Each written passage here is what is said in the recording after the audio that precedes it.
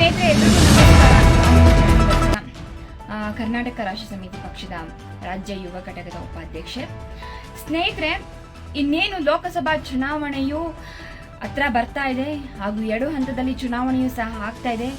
ರಾಜ್ಯದಲ್ಲಿರುವಂತಹ ಎಲ್ಲ MLA MP ಸಹ ಚುನಾವಣೆಗೋಸ್ಕರ ತಮ್ಮ ಕ್ಷೇತ್ರದಲ್ಲಿ ಅಖಾಡಕ್ಕೆ ಇಳಿದಿದ್ದಾರೆ ಹಾಗೂ ಕ್ಷೇತ್ರ ದರ್ಶನ ಮಾಡ್ತಾ ಇದ್ದಾರೆ. ಸ್ನೇಹಿತರೆ, ನೀವು ಸಹ ಅವರನ್ನ ನೋಡಿ ತಮ್ಮ ಸಮಸ್ಯೆಗಳ ಬಗ್ಗೆನೂ ಸಹ ಹೇಳ್ತಾ ಇದ್ದೀರಾ. ಹಾಗೂ ಈಗೆಲ್ಲ ಆಗ್ತಿರುವಂತಹ ಈ ಒಂದು ಚುನಾವಣೆಯ ಚುನಾವಣೆಯಲ್ಲಿ ರಾಜಕೀಯ ವ್ಯಕ್ತಿಗಳು ಅಂದ್ರೆ ತಮ್ಮ ಭಾಷಣಗಳಲ್ಲಿ ಬೇಕಾಬಿಟ್ಟಿ ಆಗಿ ಮಾತನಾಡುವಂತಹದ್ದೂ ಸಹ ಆಗ್ತಾ ಇದೆ. ಸ್ನೇಹಿತರೆ, HD ಕುಮಾರಸ್ವಾಮಿ ಅವರು ತಮ್ಮ ಭಾಷಣದಲ್ಲಿ ಹಳ್ಳಿಯ ಮಹಿಳೆಯರು ದಾರಿ ತಪ್ತಾ ಇದ್ದಾರೆ ಅನ್ನೋ ಒಂದು ಸ್ಟೇಟ್ಮೆಂಟ್ ಅನ್ನ ಕೊಟ್ಟಿದ್ದಾರೇನೆ ಸಹ. ಅವರು ಇವತ್ತಲ್ಲ, ಹಿಂದಿನಿಂದನೂ ಸಹ ಮಹಿಳೆಯರ ಒಂದು ಯೋಚನಾ ದೃಷ್ಟಿಯಲ್ಲಿ ಅವರು ಹಗುರವಾಗಿ ಉದಾಸೀನವಾಗಿ ಸಹ ಮಾತನಾಡ್ತಾರೆ. ಒಂದು ಸರಿ ಒಂದು ಮಹಿಳೆ ಕೇಳುವ ಏನೋ ಒಂದು ಸಹಾಯವನ್ನ ಕೇಳುವಾಗ ಇಲ್ಲಿಯವರೆಗೂ ಎಲ್ಲಿ ಮಲಗಿದ್ದಮ್ಮ ಅನ್ನುವಂತ ಸ್ಟೇಟ್ಮೆಂಟ್ ಅನ್ನ ಕೊಟ್ಟಿದ್ರು. ಹಾಗೂ ಒಂದು ಕ್ಷಮೆಯನ್ನು ಸಹ, ಇಂತಹ ಒಂದು ಸ್ಟೇಟ್ಮೆಂಟ್ ಅನ್ನು ವಾಕ್ಯಗಳನ್ನು ಕೊಟ್ಟಾಗ ಕ್ಷಮೆಯನ್ನು ಸಹ ಕೇಳ್ತಾ ಇದ್ದಾರೆ. ನಾನು ಕುಮಾರಸ್ವಾಮಿ ಅವರಿಗೆ ಸಹ ಕೇಳ್ಕೊಳ್ತಾ ಇದ್ದೀನಿ, ಇಲ್ಲಿ ಮಹಿಳೆಯರು ಹೆಣ್ಣು ಮಕ್ಕಳು ದಾರಿ ತಪ್ಪಿಲ್ಲ ಸ್ವಾಮಿ, ನೀವು ದಾರಿ ತಪ್ಪಿದ್ದೀರಾ. ತಮ್ಮ ಪಕ್ಷವನ್ನ ಉಳಿಸ್ಕೊಳ್ಳೋಕ್ಕೋಸ್ಕರ ನೀವು ದಾರಿ ತಪ್ಪಿ ಮೈತ್ರಿಗಳನ್ನ ಮಾಡ್ಕೊಂಡು ಆಪರೇಷನ್ ಮಾಡ್ಕೊಂಡು ನೀವು ಕರ್ನಾಟಕದ ಜನಗೆ ದಾರಿ ತಪ್ಪಿಸ್ತಾ ಇದ್ದೀರಾ. ನಾವು ರೈತರ ಪರ, ನಾವು ರೈತರಿಗೋಸ್ಕರ ಶ್ರಮಿಸ್ತಾ ಇದ್ದೀವಿ, ರೈತರಿಗೋಸ್ಕರ ಸಾಲ ನೀಡ್ತೀವಿ, ರೈತರ ಸಮಸ್ಯೆಗಳನ್ನ ಬಗೆಹರಿಸ್ತಾ ಇದ್ದೀವಿ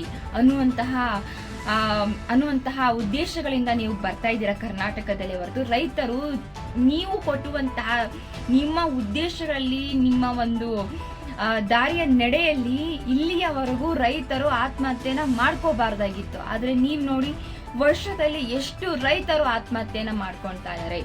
ನಿಮಗೆ ರೈತರ ಬಗ್ಗೆ ಕಾಳಜಿ ಇದ್ದಿದ್ರೆ, ನಿಮಗೆ ನಮ್ಮ ಕರ್ನಾಟಕದ ಬಗ್ಗೆ ಕಾಳಜಿ ಇದ್ದಿದ್ರೆ ಯಾಕೆ ರೈತರು ಆತ್ಮಹತ್ಯೆನ ಮಾಡ್ಕೊಳ್ತಾ ಇದ್ರು? ದಾರಿ ತಪ್ಪಿರೋದು ಇಲ್ಲಿ ಮಹಿಳೆಯರಲ್ಲ, ನೀವು. ನಿಮ್ಮ ಗುರಿ ಉದ್ದೇಶಗಳು ದಾರಿ ತಪ್ಪಿದ್ದಾರೆ ಹಾಗೂ ನಿಮ್ಮ ಪಕ್ಷವನ್ನ ಉಳಿಸ್ಕೊಳ್ಳೋಕ್ಕೋಸ್ಕರ ಬೇರೆ ಪಕ್ಷಗಳಿಗೆ ನೀವು ಮೈತ್ರಿಯನ್ನ ಮಾಡ್ಕೊಳ್ತೀರಾ. ಇವಾಗ್ಲೇ ನೋಡ್ತಾ ಇದ್ದೀರಲ್ಲ, ಇವಾಗ್ಲೇ ಈ ಲೋಕಸಭಾ ಚುನಾವಣೆಯಲ್ಲೇ ನಾವು ನೋಡ್ತಾ ಇದ್ದೀವಿ. ನೀವು ಬಿಜೆಪಿ ಪಕ್ಷವನ್ನ ಬೈತಾ ಇದ್ರಿ, ಬಿಜೆಪಿ ಪಕ್ಷ ಹಾಗ್ ಮಾಡ್ತಾ ಇದೆ, ಬಿಜೆಪಿ ಪಕ್ಷ ನಮ್ಮ ಕರ್ನಾಟಕವನ್ನ ಕೊಳ್ಳೆ ಹೊಡಿತಾ ಇದೆ, ಬಿಜೆಪಿ ಪಕ್ಷದಲ್ಲಿ ಸರಿ ಇಲ್ಲ ಅಂತ ಹೇಳಿ ಬಿಜೆಪಿಯಲ್ಲಿ ಸೇರ್ಕೋಬೇಡಿ, ಬಿಜೆಪಿ ಒಂದು ದೇಶದ್ರೋಹ ಕೆಲಸಗಳನ್ನ ಮಾಡ್ತಾ ಇದೆ, ಬಿಜೆಪಿ ಅವರು ಯುವ ಜನರನ್ನ ದಾರಿ ತಪ್ಪಿಸ್ತಾ ಇದ್ದಾರೆ ಅಂತೆಲ್ಲ ಹೇಳಿ ಹಾಗೆಲ್ಲ ಹೇಳ್ತಾ ಹೋಗಿ ಇವಾಗ ಬಿಜೆಪಿ ಪಕ್ಷವನ್ನ ಸೇರಿದ್ದಾರೆ. ನಿಮ್ಮನ್ನ ನಾವು ಹೇಗೆ ನಂಬುವುದು? ನಿಮ್ಮನ್ನ ನಾವು ರೈತರು ಹೇಗೆ ನಂಬೋದು? ಮಹಿಳೆಯರು ಹೇಗೆ ನಂಬೋದು? ಯುವ ಜನರು ಹೇಗೆ ನಂಬೋದು? ನೀವು ನಿಮ್ಮ ಪಕ್ಷದ ಉಳಿವಿಗೋಸ್ಕರ, ನಿಮ್ಮ ಕುಟುಂಬ ರಾಜಕಾರಣಕ್ಕೋಸ್ಕರ ನೀವು ಮೈತ್ರಿಯನ್ನ ಮಾಡ್ಕೊಂತೀರಾ. ಹಾಗೂ ನಿಮ್ಮಲ್ಲಿರುವಂತಹ ಎಷ್ಟೋ ಜನ ನಿಮಗೋಸ್ಕರ ಶ್ರಮಿಸ್ತಾ ಇದ್ದಾರೆ. ಅವರಿಗೆ ನೀವು ಒಂದು ಸೀಟನ್ನು ಸಹ ಕೊಡ್ಲಿಲ್ಲ, ಆದ್ರೆ ನಿಮ್ಮ ಮಗನಿಗೆ ಸೀಟನ್ನು ಕೊಡ್ತಾ ಇದ್ದೀರಾ, ನಿಮ್ಮ ಕುಟುಂಬದಲ್ಲಿರುವಂತಹವರಿಗೆ ಸೀಟನ್ನು ಕೊಡ್ತಾ ಇದ್ದೀರಾ. ಇಲ್ಲಿ ದಾರಿ ತಪ್ಪಿರುವುದು ಮಹಿಳೆಯರಲ್ಲ. ನೀವು ಮಹಿಳೆಯರ ಬಗ್ಗೆ ಮಾತನಾಡುವಂತಹ ಯೋಗ್ಯತೆ ಇಲ್ಲ. ನೀವು ಇದೇ ರೀತಿಯಾಗಿ ಉದಾಸೀನವಾಗಿ ಸ್ಟೇಟ್ಮೆಂಟ್ ಕೊಡೋದನ್ನ ಖಂಡಿತವಾಗ್ಲೂ ನೀವು ನಿಲ್ಲಿಸಬೇಕಾಗಿದೆ. ನೀವು ಬಾಯಿಗೆ ಬಂದಂಗೆ ಮಹಿಳೆಯರ ಬಗ್ಗೆ, ಹೆಣ್ಣು ಮಕ್ಕಳ ಬಗ್ಗೆ ಮಾತನಾಡ್ತಾ ಇದ್ರೆ ನಿಮ್ಮ ಇಂಟೆನ್ಷನ್ ಅಲ್ಲಿ, ನಿಮ್ಮ ಉದ್ದೇಶದಲ್ಲಿ ಮಹಿಳೆಯರ ಪರವಾಗಿ ಏನೇ ಇರ್ಲಿ, ನೀವು ಹೇಳುವಂತಹ ಹೇಳಿಕೆಗಳು ಅರ್ಥ ಬೇರೆನೇ ಇರ್ಲಿ, ಇಲ್ಲ ಒಳ್ಳೆ ತರನೇ ಇರ್ಲಿ, ಆದ್ರೆ ಎಲ್ಲಿ ಮಲಗಿದ್ದೆ, ದಾರಿ ತಪ್ತಾ ಇದ್ದೀರಾ ಅನ್ನುವಂತಹ ಸ್ಟೇಟ್ಮೆಂಟ್ ಕೊಡುವಂತಹ ಯೋಗ್ಯತೆಯನ್ನ ಕಳ್ಕೊಂಡಿದ್ದೀರಾ. ದಯವಿಟ್ಟು ಮಹಿಳೆಯರ ಪರವಾಗಿ ನೀವು ಇದೇ ರೀತಿಯಾಗಿ ಸಹ ಮಾಡ್ತಾನೆ ಬರ್ತಾ ಇದ್ದೀರಾ. ಒಂದು ಸಲ ಕರ್ನಾಟಕದ ಮಹಿಳೆಯರು, ಹೆಣ್ಣು ಮಕ್ಕಳು ಅವರ ಕಷ್ಟಗಳನ್ನ ಅವರಿಗೆ ಗೊತ್ತಿರುತ್ತದೆ. ಒಂದು ಕುಟುಂಬವನ್ನ ನಿರ್ವಹಣೆಯನ್ನ ಮಾಡಿ ಅಚ್ಚುಕಟ್ಟಾಗಿ ಸಂಸಾರ ಬದುಕನ್ನ ನಡೆಸ್ತಾ ಇದ್ದಾರೆ.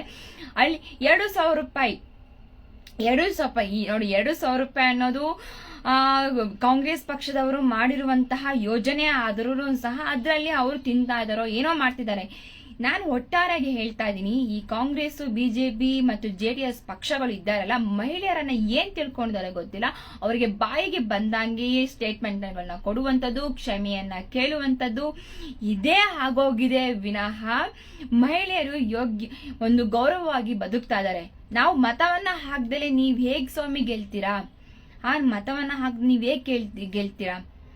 2,000 ರೂಪಾಯಿ ಅಲ್ಲ, ಈಗ ಗೊತ್ತು ನೀವು ಹೆಂಡತಿ ಕಾಂಗ್ರೆಸ್ ಅವ್ರ ಹೆಂಡತಿಗೆ 2,000 ರೂಪಾಯಿ ಕೊಟ್ಟು ಗಂಡನಿಂದ ಅದನ್ನ ವಸೂಲಿ ಮಾಡ್ತೀರಾ ಅನ್ನೋದು ಗೊತ್ತಿದೆ. ಎಲ್ಲಾ ಮಹಿಳೆಯರು ಸಹ ಗೊತ್ತಿದೆ. ಅಚ್ಚುಕಟ್ಟಾಗಿ ರಾಜಕಾರಣದ ಬಗ್ಗೆ ಅಚ್ಚುಕಟ್ಟಾಗಿ ತಿಳಿದಿರುವಂತದ್ದು ಮಹಿಳೆಯರು ಒಂದು ಒಳ್ಳೆ ರೀತಿಯಾಗಿ ನಿರ್ವಹಣೆಯನ್ನ ಮಾಡ್ತಾರೆ ಸಹ. ದಯವಿಟ್ಟು ಕುಮಾರಸ್ವಾಮಿ ಅವರೇ, ನಿಮ್ಮ ಪಕ್ಷದ ಉಳಿವಿಗೋಸ್ಕರ, ನೀವು ನಿಮ್ಮ ಒಂದು ಗದ್ದುಗೆಯನ್ನ ಹೇರಕ್ಕೋಸ್ಕರ ದಯವಿಟ್ಟು ಮಹಿಳೆಯರ ವಿರುದ್ಧವಾಗಿ ದಯವಿಟ್ಟು ಸ್ಟೇಟ್ಮೆಂಟ್ ಅನ್ನ ಕೊಡಬೇಡಿ. ಮತ್ತು ಮಹಿಳೆಯರ ಬಗ್ಗೆ ಮಾತನಾಡುವಂತಹ ಯೋಗ್ಯತೆನೂ ಸಹ ನಿಮಗೆ ಇಲ್ಲ ಅಂತ ನಾನು ಹೇಳ್ತಾ ಇದ್ದೀನಿ. ಹಾಗೂ ನಾಡಿನ ಮಹಿಳೆಯರು ನೀವು ಆಡುವಂತಹ ಮಾತುಗಳನ್ನ ಸೀರಿಯಸ್ ಆಗಿ ತೆಗೆದುಕೊಂಡು ನಿಂತ್ಕೊಂಡು ಅಂದ್ರೆ ನಿಮ್ಮ ಮುಂದೆ ಸಾವಿರಾರು ಲಕ್ಷಾಂತರ ಮಹಿಳೆಯರು ಬಂದು ನಿಂತ್ಕೊಂತಾರೆ. ದಯವಿಟ್ಟು ನೀವು ಸಹ ನಿಮ್ಮ ಪಕ್ಷದ ಚಿಹ್ನೆಯೂ ಸಹ ಮಹಿಳೆಯ ಒಂದು ತೆನೆ ಹೊತ್ತ ಮಹಿಳೆ, ಒಂದು ರೆಸ್ಪೆಕ್ಟ್ ಅನ್ನ ಕೊಡಿ, ಗೌರವನ ಕೊಟ್ಟು ಮಾತನಾಡುವಕ್ಕೆ ಮುಂಚೆ ಯೋಚನೆ ಮಾಡಿ ಮಾತನಾಡಿ. ಯಾಕೆ ಅಂದ್ರೆ ಇಲ್ಲಿ ಯಾವ ಮಹಿಳೆಯರು ಸಹ ಬಿದ್ದಿಲ್ಲ.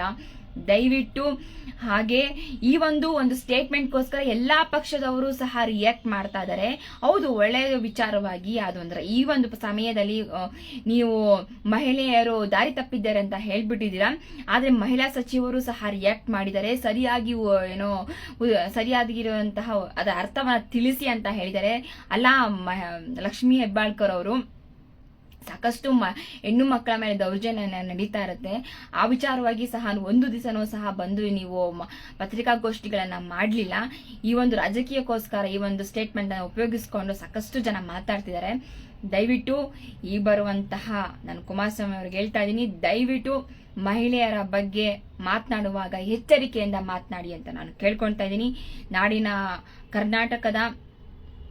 ಕರ್ನಾಟಕದ ಜನರು ರಾಜಕೀಯವಾಗಿ ಎಲ್ಲರನ್ನ ಉಪಯೋಗಿಸ್ಕೊಳ್ತಾ ಇದ್ದಾರೆ. ಹಾಗೂ ರಾಜಕೀಯವಾಗಿ ಯುವ ಜನರು, ಮಹಿಳೆಯರು ಎಲ್ಲರನ್ನೂ ಸಹ ಉಪಯೋಗಿಸಿಕೊಂಡು ಅವರ ಗದ್ದುಗೆಯನ್ನ ಏರ್ತಾನೆ ಹೊರತು ಜನರ ಪರವಾಗಿ ಯಾರು ಸಹ ಕೆಲಸಗಳನ್ನ ನಿರ್ವಹಿಸಿಲ್ಲ. ಈ ಬಾರಿ ಲೋಕಸಭಾ ಚುನಾವಣೆಯಲ್ಲಿ ನೀವು ಸರಿಯಾದಂತಹ ವ್ಯಕ್ತಿಗಳನ್ನ ಆಯ್ಕೆ ಮಾಡಿ ಹಾಗೂ ಪಕ್ಷಗಳನ್ನ ಆಯ್ಕೆ ಮಾಡಿ. ಈಗ ಕಾಂಗ್ರೆಸ್, ಬಿಜೆಪಿ, ಜೆಡಿಎಸ್ ಅಂತೂ ಬಿಜೆಪಿಯನ್ನ ಬಾಲ ಹಿಡಿದಿದೆ. ಜೆಡಿಎಸ್ ತಮ್ಮ ಅಧಿಕಾರಕ್ಕೋಸ್ಕರ ಕಾಂಗ್ರೆಸ್ನ ಬಾಲನ್ನು ಹಿಡಿಯುತ್ತೆ, ಬಿಜೆಪಿ ಬಾಲವನ್ನು ಹಿಡಿಯುತ್ತೆ, ಮುಂದಿನ ದಿನಗಳ ಇನ್ನೊಂದು ಬಾಲವನ್ನು ಸಹ ಹಿಡಿಯುತ್ತೆ. ದಯವಿಟ್ಟು ಪಕ್ಷವನ್ನು ಉಳಿಸ್ಕೋಸ್ಕರ ನಾಡಿನ ಮಹಿಳೆಯರ ಬಗ್ಗೆ ಹಗುರವಾಗಿ ಮಾತನಾಡಬೇಡಿ ಅಂತ ನಾನು ಕೇಳ್ಕೊಳ್ತಾ ಇದ್ದೀನಿ. ದಯವಿಟ್ಟು ಯುವ ಜನರೇ ಹಾಗೂ ಎಲ್ಲಾ ನನ್ನ ಸ್ನೇಹಿತರಿಗೆ ಹೇಳ್ತಾ ಇದ್ದೀನಿ, ದಯವಿಟ್ಟು ಈ ಬಾರಿ ಲೋಕಸಭಾ ಚುನಾವಣೆಯಲ್ಲಿ ಮತವನ್ನ ಹಾಕಿ. ಹಾಗೂ ನಾನು ನಮ್ಮ ಪಕ್ಷದ ಬಗ್ಗೆನೂ ಸಹ ಹೇಳ್ತೀವಿ. ಕರ್ನಾಟಕ ರಾಷ್ಟ್ರ ಸಮಿತಿ ಪಕ್ಷವೂ ಸಹ ಇಡೀ 28 ಕ್ಷೇತ್ರಗಳಲ್ಲಿ ಸಹ ಸ್ಪರ್ಧಿಸ್ತಾ ಇದೆ. ಸಾಮಾನ್ಯ ಜನರ ಅಭ್ಯರ್ಥಿಗಳಾಗಿದ್ದಾರೆ ಹೊರತು ಯಾವುದೇ ರೀತಿಯಾದಂತಹ ರಾಜಕೀಯ ವ್ಯಕ್ತಿಗಳ ಮಗಳು, ಮೊಮ್ಮಗಳು, ಅವರ ಅಳಿಯಂದಿರು ಸಹ ಇಲ್ಲ. ಇದ್ರ ಬಗ್ಗೆ ಮುಂದಿನ ದಿನಗಳ ಬಗ್ಗೆ ಲೋಕಸಭಾ ಚುನಾವಣೆ ಬಗ್ಗೆ ಮಾತನಾಡ್ತೀನಿ.